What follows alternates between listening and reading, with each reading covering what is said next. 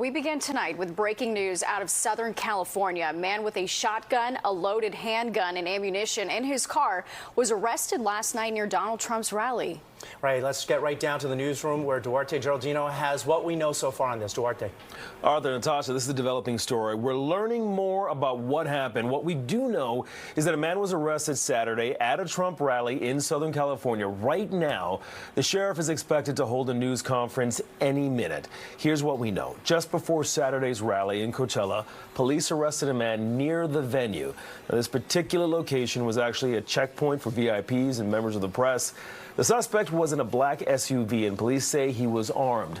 They also say he had press passes, VIP passes. This man has been identified by Riverside County Sheriff's officials as 49-year-old Vem Miller, and they say he is from Las Vegas. Investigators also say he was trying to get into the event with an illegal shotgun, a loaded handgun, and a high-capacity magazine. Miller was arrested and taken to the John J. Benoit Detention Center. He's facing charges for carrying a loaded firearm and a high-capacity magazine. Now, according to Riverside County records, he was actually released on $5,000 bail today. Officials say, and this is a direct quote, the incident did not impact the safety of the former president or attendees of this event. Now, this is still a developing story, Natasha and Arthur. Once again, a man who police say was armed with several weapons trying to get into a Trump rally has been arrested. We're going to have more at 10 o'clock. Thank you very much, Duarte. Now keep it right here for the latest developments on this arrest near the Trump rally. Developing news in Riverside County, where Sheriff Chad Bianco claims that his deputies may have prevented a third assassination attempt on former President Trump. Authorities arrested a man making his way to the Trump rally in Coachella on Saturday. Allegedly, he was armed with multiple loaded guns. Now, the Riverside County Sheriff says that the man was also carrying several passports with different names and had a homemade license plate on his vehicle. KTLA's Omar Lewis joins us from Riverside with more on that suspect and what the Department of Justice is saying. Rick and Kareen, the Riverside County Sheriff's Department says that 49-year-old suspect was armed with multiple loaded weapons, including a shotgun, and he also allegedly had fake credentials. The sheriff here says he believes his deputies stopped a potential third assassination attempt against former President Trump. Riverside County Sheriff Chad Bianco confirmed to KTLA 5 News that this is the suspect, Vem Miller, arrested while trying to enter Saturday's Trump campaign rally in the Coachella Valley. I truly do believe that we prevented another assassination attempt. The Riverside County Sheriff's Department says Miller was stopped at a checkpoint near Saturday's Trump rally when deputies discovered he was carrying a shotgun, a loaded handgun, and a high-capacity magazine, along with fake passports and a fake license. He also allegedly attempted to use fake VIP passes to gain access to the event. What we do know is he showed up with multiple passports with different names, an unregistered vehicle with fake license plate, and loaded firearms. If you're asking me right now, I probably did have deputies that prevented the third assassination attempt. Tens of thousands of Trump supporters showed up to the rally held Saturday in the blistering heat at the Calhoun Ranch just outside Coachella. While residents and permitted attendees were allowed through the security checkpoints, they were closely monitored. It was at one of those checkpoints where Miller's alleged plot was foiled before the former president arrived. He was booked into a detention center for possessing a loaded firearm and high-capacity magazine. I need to thank that deputy for doing his job. That was the first thing that went through my mind. The U.S. Attorney's Office released a statement reading in part, the U.S. Secret Service assesses that the incident did not impact protective operations, and former President Trump was not in any danger. While no federal arrest has been made at this time, the investigation is ongoing. In July, an armed man fired at Trump during a rally in Pennsylvania, injuring the former president and killing one attendee. Just last month, another suspect was arrested in Palm Beach, Florida, with a rifle near Trump's golf club. Authorities continue their investigation into this latest incident, and the FBI is also questioning another individual linked to a potential bomb threat at Saturday's rally. And Miller has been released from jail on a $5,000 bail. His next court date is set for early next year. Reporting from Riverside. Protesters are flooding the streets in Spain and France, urgently calling for government action to tackle the high living costs amid skyrocketing prices of basic essentials that have become a luxury for many.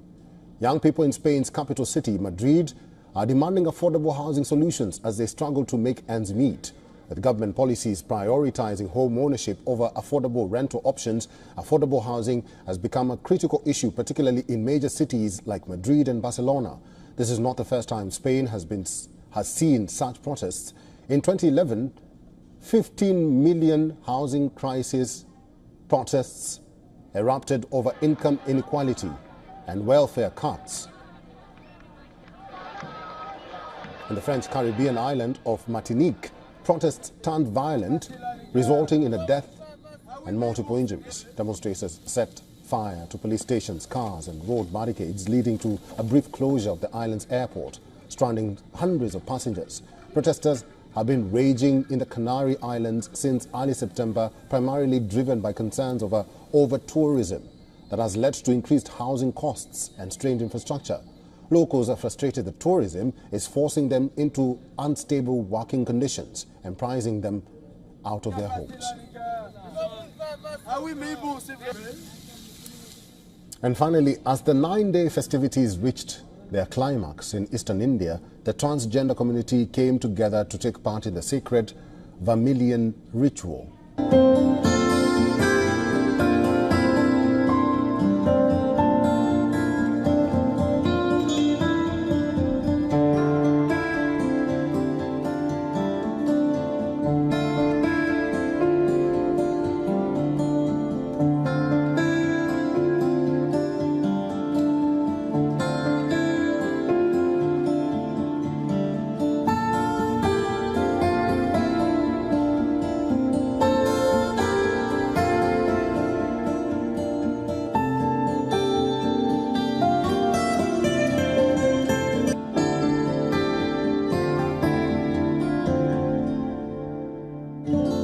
We have some breaking news to tell you about this evening. A small plane crashing in a residential area of Savannah.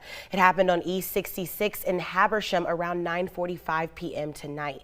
No word yet on what caused the crash. Savannah police have confirmed that the plane's pilot has died, with the plane's passengers sustaining minor injuries. No one on the ground was injured, and we will keep you updated on air and online as we learn more. This afternoon, we're continuing our coverage on the aftermath and cleanup efforts from Hurricane Helene. President Joe Biden has announced that more than $600 million to help with recovery efforts.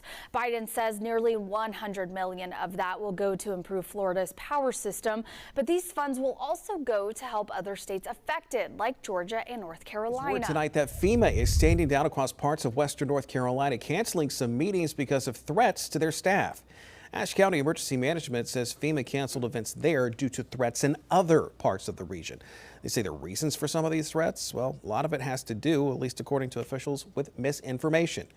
Out of an abundance of caution, those FEMA workers will not be traveling to reach out to residents while the agency does investigate those threats. More than a dozen states and the District of Columbia have sued TikTok, claiming that it's addictive to children. The lawsuits, which were filed in state courts, center on TikTok's algorithm. So these lawsuits claim that TikTok knowingly designed its service to be addictive, despite knowing that it will lead to psychological and physiological harms to children and teenagers. So these lawsuits, although they were filed in state courts, are similar to lawsuits that have been filed against Meta, which owns Instagram, and other tech companies for harming children. So the lawsuits take aim at other parts of TikTok besides the algorithm. One is the live feature, which lets people, as it implies, go live and get money for performances. The lawsuits claim that these can result in teenagers being roped into creating sexually explicit videos of themselves, which is essentially creating a virtual strip club. In response, TikTok said that it strongly disagrees with the claims in the lawsuit, that many of them are inaccurate and misleading. So these are not the first lawsuits against TikTok. Many other states have filed suit against the company in the past, even as the federal government is trying to ban it completely. The past lawsuits, even though they're not based on this investigation, have similar claims as this one, that it's addictive, that it causes depression, that kids, even if they want to stop using TikTok, they can't, and that it's fueled the teen mental health crisis that is plaguing the country and the world right now.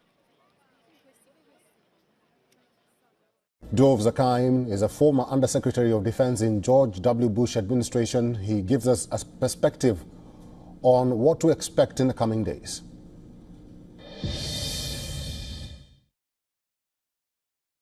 Not necessarily. We are committed to defending Israel or helping to defend Israel. THAAD is fundamentally a defensive weapon. It can't attack Iran. We have ships in the region. We are not using our aircraft on the carriers to attack Iran. So, no, I don't think it's a matter of dragging America in. On the other hand, we've already been involved in shooting down Iranian missiles and Iranian drones. And not only us, the Jordanians, for their own reasons, have done that. The British have done that. This is just another example of America defending Israel. But I think we've been very clear all along, and still are, that we're not going to help Israel offensively. And that's a major message, particularly when you think about the possibility of Israel attacking Iran's nuclear sites. Mr. Biden has said absolutely not. Now to the crisis in the Middle East. Israel sees one of its bloodiest days since the start of the war as it exchanges deadly airstrikes with Hezbollah. And today, the U.S. pledges to send troops and a new air defense system to Israel. Alicia Reed joins us now with these latest developments. Alicia? Now, Jessica, those troops coming to Israel could inflame an already escalating conflict where Israel is fighting on two fronts, Lebanon and Gaza. Panic set in as an Israeli missile strike hit the backyard of a hospital in central Gaza. Tents caught fire while the hospital was receiving the injured from another attack Sunday night that killed 20 people, including children at a school. Earlier Sunday, a Hezbollah drone attack killed 4 soldiers on an Israeli army base and injured 7 others. It appears to be one of the bloodiest on Israeli troops since October 7th last year, away from the front lines. The bases inside of Israel, this signals, and perhaps not as safe as everyone thought they were. Israeli Prime Minister Benjamin Netanyahu appealed to the UN Secretary General to withdraw UN peacekeepers in Lebanese combat zones and Hezbollah strongholds. Your refusal to evacuate UNIFIL soldiers has turned them into hostages of Hezbollah. This endangers both them and the lives of our soldiers. President Biden says the United States is sending nearly 100 troops and a terminal high-altitude air defense system, or THAAD, to Israel. The anti-missile system is used to shoot down missiles. These systems are designed to actually hit the incoming missile as it's coming down. And they don't have a warhead themselves, but basically the system is designed to knock things out of the sky just before it impacts the ground. The strike on the Israeli army base happened the same day the U.S. announced the THAAD system would be sent to Israel. Israel is expected to strike Iran in retaliation for a missile attack earlier this month. Iran has said it will respond to any Israeli attack. A row has broken out in Israel over 130 conscript and reserve soldiers refusing to serve if Prime Minister Netanyahu did not work towards reaching a deal for the release of the hostages held captive in Gaza. Israeli cabinet members lashed out at the development during a discussion last week. Reports say that Prime Minister Netanyahu strongly attacked the letter written by the soldiers. Netanyahu was quoted as calling for nipping the affair forcefully, using all the measures allowed by law, while asserting that the signatories of the letter had lost their national conscience. Other ministers reportedly called it insubordination, and that the soldiers should be sent to prison. IDF representatives at the meeting claimed they had not received the letter that was reportedly sent to the media. Defense Minister Yoav Gallant disputed the figures presented by the media. He said of the 130 signatories, only 14 were conscript soldiers and only 64 of the signatories were reservists. The reservists who signed the letter claimed that over 120 of the signatories to the letter have served in recent months, some in life-threatening positions. The soldiers also alleged that it was the Prime Minister who has lost the national conscience by refusing for many months to make a deal to get the release of the hostages in Gaza. The soldiers claimed that the refusal to serve until a deal for the release of the hostages is a moral imperative of the highest order.